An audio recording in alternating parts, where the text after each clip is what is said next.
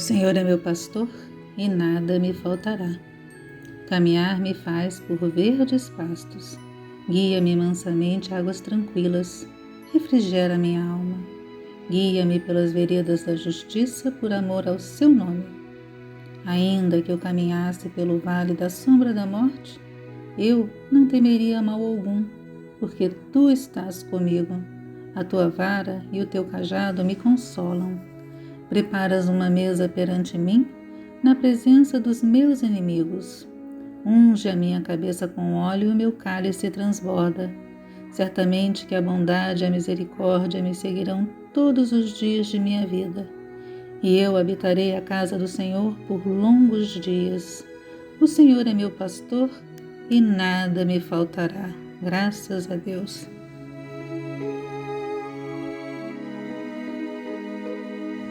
Oração nossa.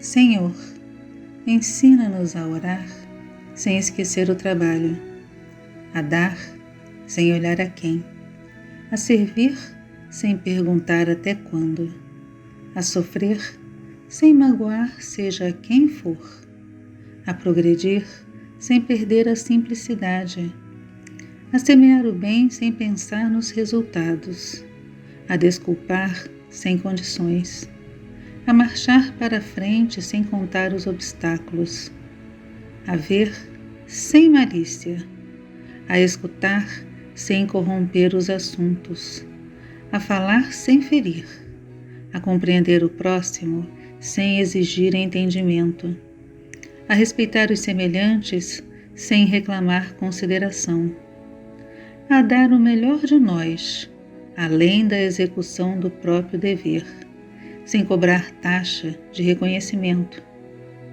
Senhor, fortalece em nós a paciência para com as dificuldades dos outros, assim como precisamos da paciência dos outros para com as nossas próprias dificuldades. Ajuda-nos para que a ninguém façamos aquilo que não desejamos para nós. Auxilia-nos, sobretudo, a reconhecer que a nossa felicidade mais alta será invariavelmente aquela de cumprir-te os desígnios onde e como queiras, hoje, agora e sempre. Que assim seja.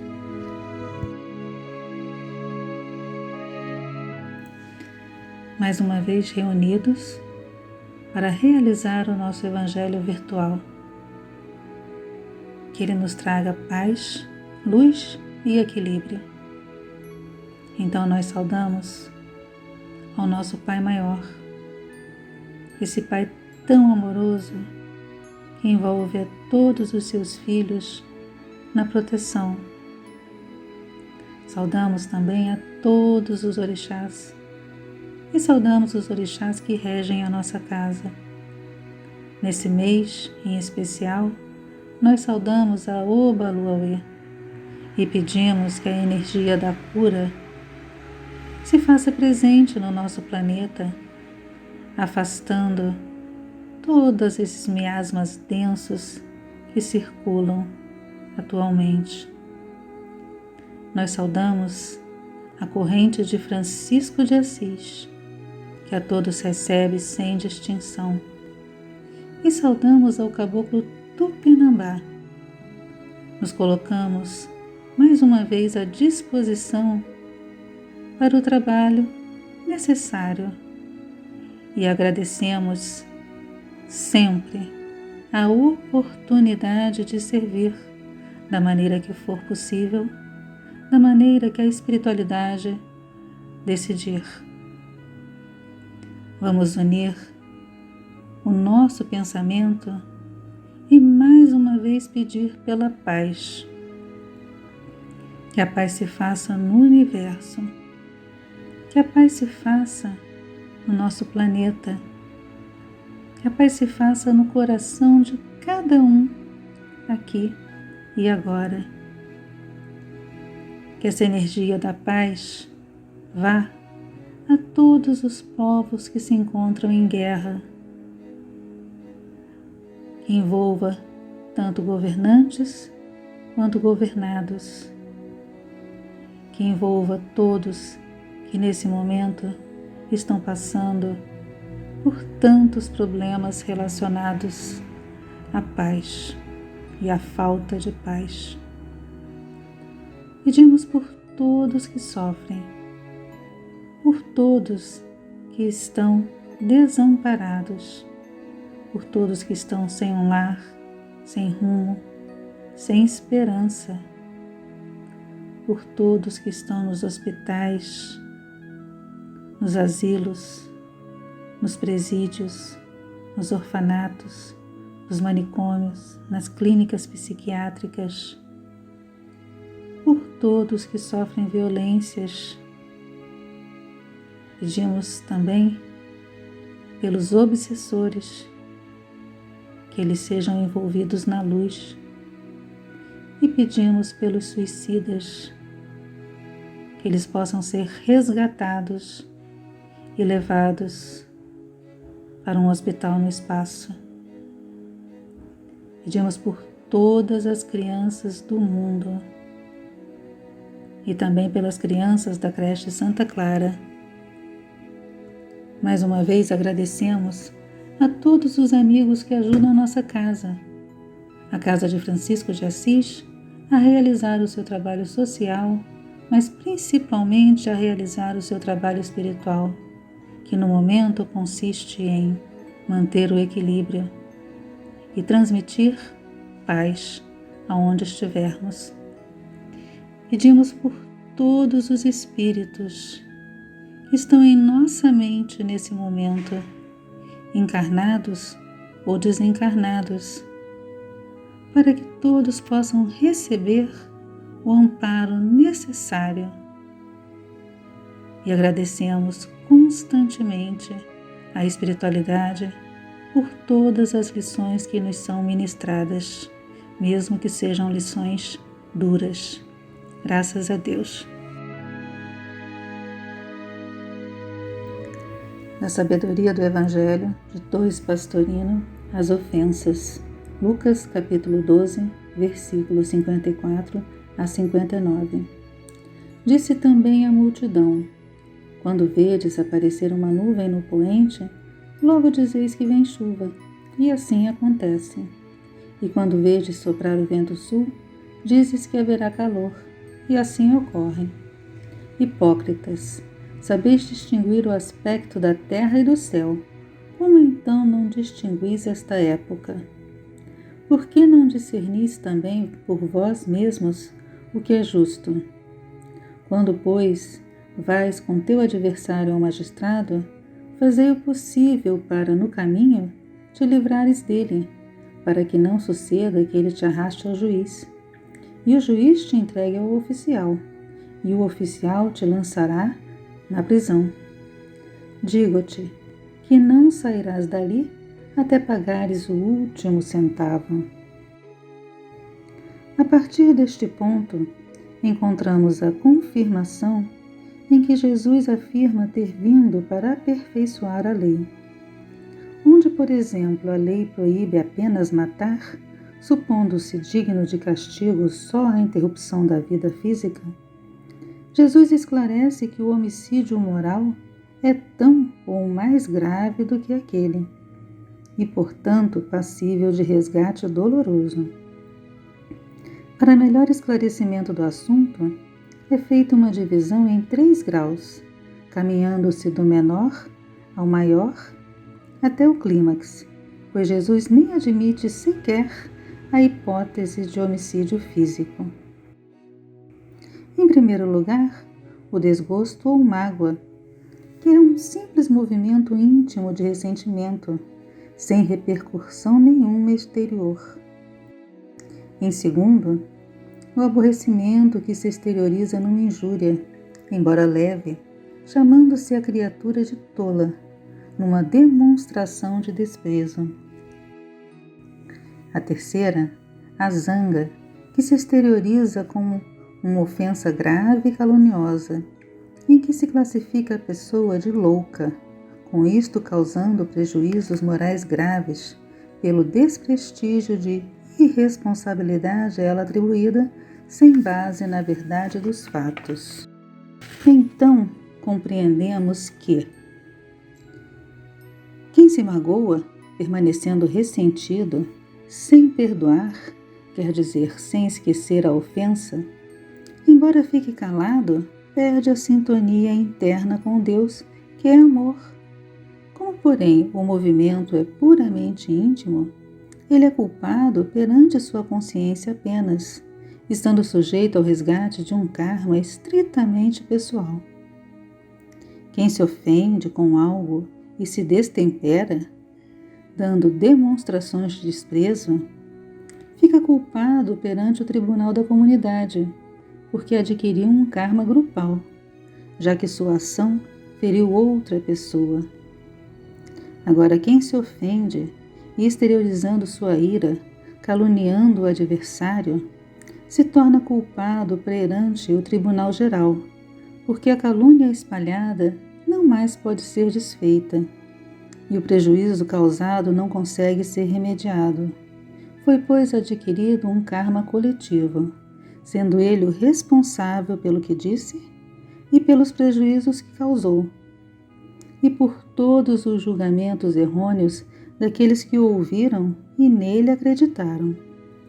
Este karma coletivo, para ser resgatado, tem que passar pelo fogo permanente das dores, que jamais se apaga no Vale dos Gemidos, que é o planeta Terra, também conhecido como Vale de Lágrimas. Os versículos seguintes contêm uma hipérbole para demonstrar a superioridade do amor. Figura Jesus estar já alguém no altar, quando se recorda de que seu irmão tem uma queixa contra ele. Para salientar quanto o amor é superior aos sacrifícios, diz Jesus que deixe ali sua oferta e vá primeiro reconciliar-se com seu irmão. Mostra-nos isso, que a adoração e mesmo a oração não tem efeito se não estamos vibrando na frequência do amor. Por isso, continua ensinando-nos que jamais devemos levar nossas questões diante dos tribunais. Devemos, sim, resolvê-las enquanto estamos aqui, reencarnados com os nossos inimigos. Comentário de Torres Pastorino. A individualidade esclarece bem as personalidades de que o estado atual em que se encontram é um simples e ilusório percurso de viagem, e que não convém brigar durante esse caminho transitório. Muito ao contrário, deve ser aproveitado esta caminhada rápida para uma reconciliação plena com todos os adversários. Quem não souber valer-se desse ensejo e continuar a alimentar separações e contendas, aumentando os débitos, permanecerá na prisão até resgatar seu karma de modo integral. Então avisa a individualidade às criaturas: sejam inteligentes, espertas, aprendam a conhecer o resultado das ações, assim como já perceberam a constância dos sinais que precedem as chuvas e o calor. No trecho, aprendemos que o ciclo reencarnatório é um ciclo fatal, que nos prende como em cadeias até ser cobrado o último centavo. A lei é inflexível e não há preces nem devoções que a diminuam. A misericórdia manifesta-se de outro modo, dando-nos oportunidades novas e repetidas de realizarmos pagamentos, isto é, concedendo-nos novas encarnações. O único meio de resgatarmos mais depressa é dedicar-nos ao serviço, por amor ao próximo. Daí a pregação intensa que é feita do valor da caridade. Fora da caridade, não há salvação, escreveu Allan Kardec.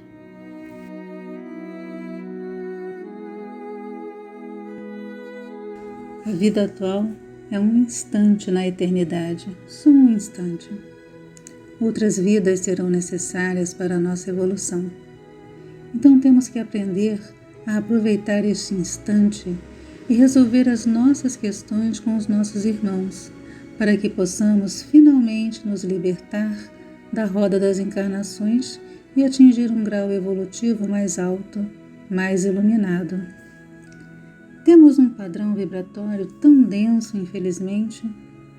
Temos que parar para pensar em tudo o que está acontecendo, pensar nesse resgate coletivo pelo qual estamos passando, pensar nesse desencarne coletivo que ocorre, pensar em todas as dificuldades que se apresentam em nossas vidas, porque todos nós provavelmente temos questões a resolver, questões de família, questões kármicas, questões com pessoas que estão ao nosso lado, questões com a nossa comunidade. Estamos num grande expurgo que traz à tona a podridão que ainda existe dentro de cada um de nós, que se expressa através dos nossos preconceitos, da nossa falta de respeito, da nossa intolerância, da nossa falta de amor ao próximo. Então esse Evangelho fala sobre o perdão das ofensas e as consequências dessas ofensas em nossas vidas.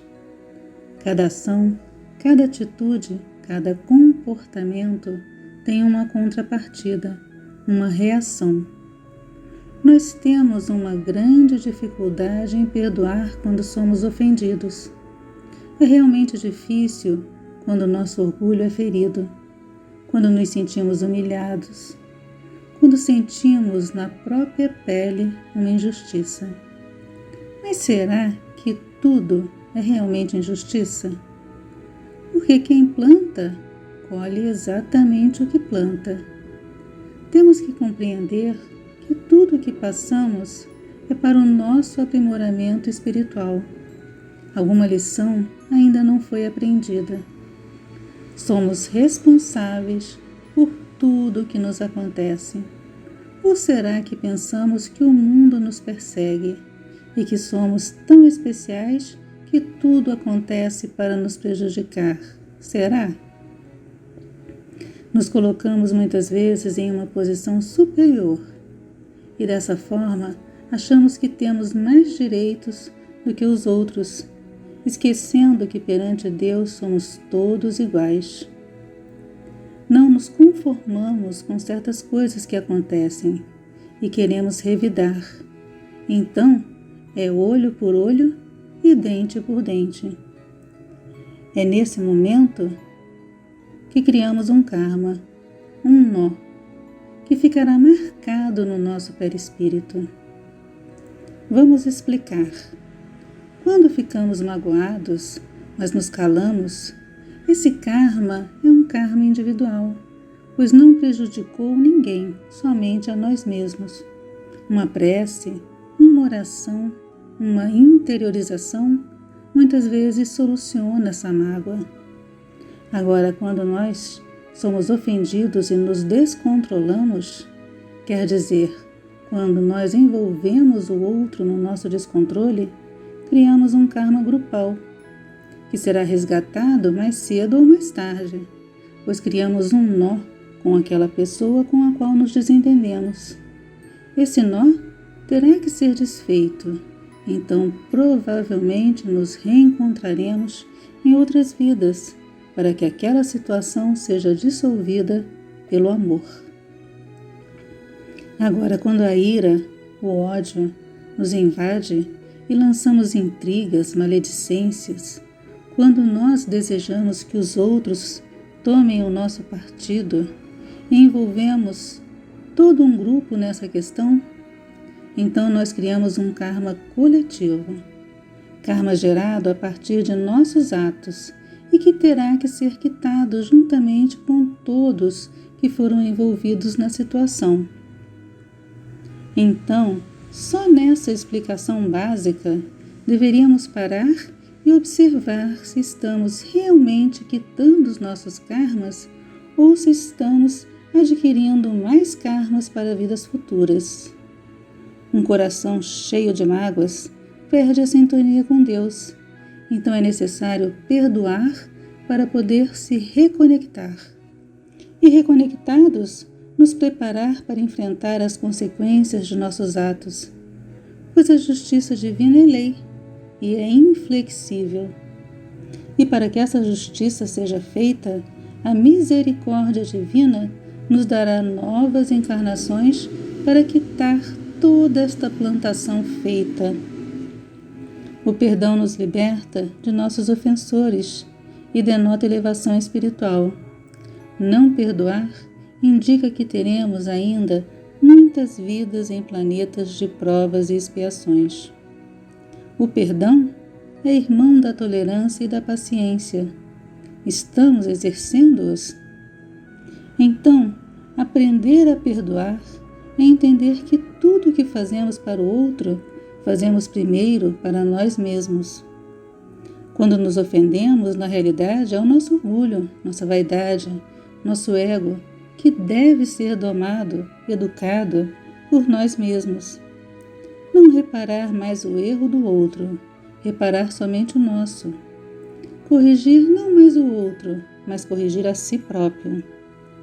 Temos que aprender a ver o nosso irmão como semelhante, cheio de erros, tal qual nós mesmos. Enxergar no outro a centelha divina que habita em cada um de nós. E aí sim, nós começaremos a amadurecer, pois já estaremos vibrando em sintonia com o amor universal. E pedimos ao Pai maior que nos dê luz suficiente para passar por esta prova tão difícil de enxergar quem realmente somos. Que o Pai maior nos proteja, só podemos pedir isso, graças a Deus.